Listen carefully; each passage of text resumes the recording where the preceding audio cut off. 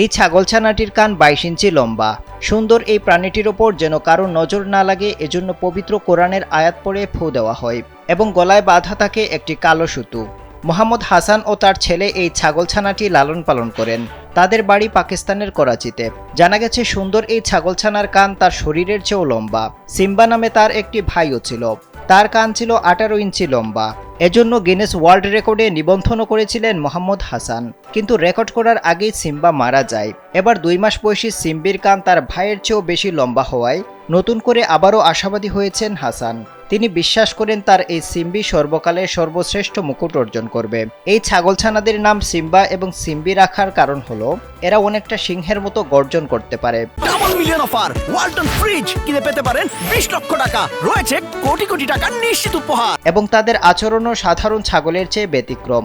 তাই হাসান ছেলে ছাগলছানাকে সিম্বা এবং মেয়ে ছাগলছানাকে সিম্বি বলে ডাকেন।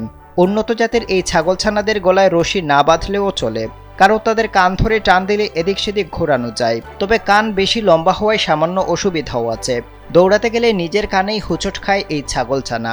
এটা তার জন্য খুবই বিব্রতকর, কারণ সে শান্তিমতো হাঁটতে বা দৌড়াতে পারে না, খুব সাবধানে চলতে হয়। তা না হলে যে কোনো সময় কানে পাড়া খেয়ে ব্যথা পায়, আবার মাঝে মাঝে পড়েও যায়।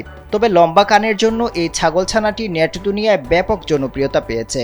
সুন্দর এই ছাগলছানাটি দেখে মুগ্ধ নেটিজেনরা।